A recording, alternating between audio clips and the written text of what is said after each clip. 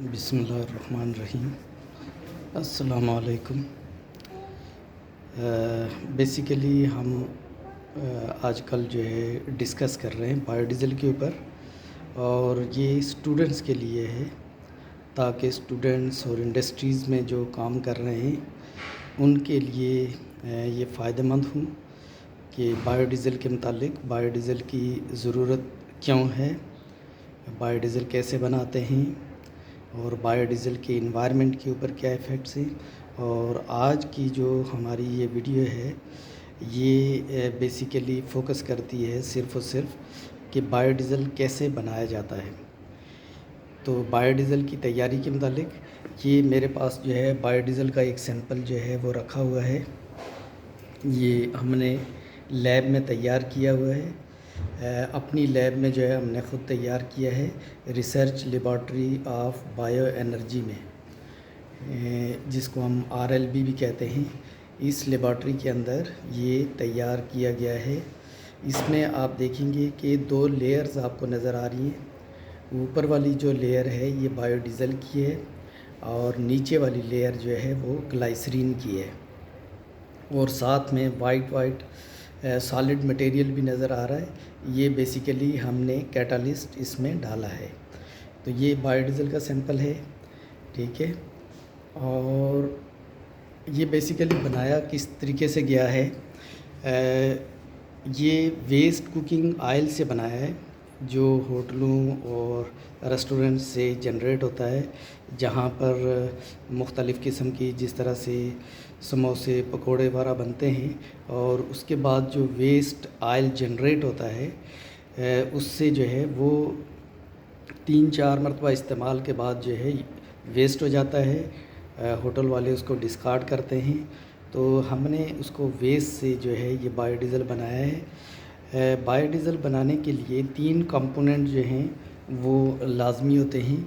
3 components, ایک جو ہے وہ ویسٹ کوکنگ آئل ہوتا ہے، اور دوسرا جو ہے کیٹالسٹ، اور تیسرا الکوہول۔ اس میں ہم نے جو ہے بایو ایتھنول استعمال کیے ہیں، وہ بھی ہم نے اپنی لیب کے اندر جو ہے خود تیار کیا ہے بایو ایتھنول، اور اس کے بعد اس کو ریئیکشن کے لیے جو ہے استعمال کیا ہے۔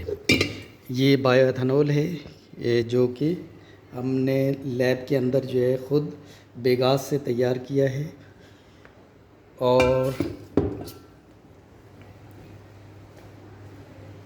ان کا ریئیکشن جو ہے، اس کا ریئیکشن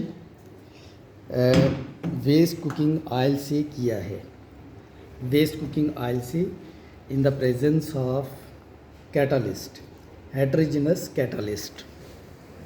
اور کیٹالسٹ اس میں جو ہے ہم نے ایگ شیل استعمال کیا ہے۔ ایگ شیل سے نینو پارٹیکلز بنائے ہیں، اور نینو پارٹیکلز بنا کر اس کا ریئیکشن کیا ہے، اور یہ سارا کا سارا ریئیکشن جو ہے وہ سولر انرجی کے تھرو کیا گیا ہے۔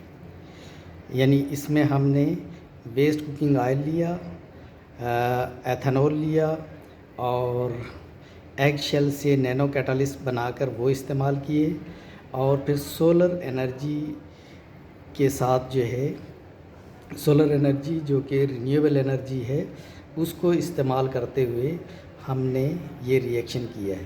اس میں ہم نے کنونشنل انرجی استعمال نہیں کی، یعنی گیس کی انرجی یا پھر الیکٹریکل انرجی استعمال نہیں کی، بلکہ سولر انرجی کی مدد سے یہ ریئیکشن کیا ہے۔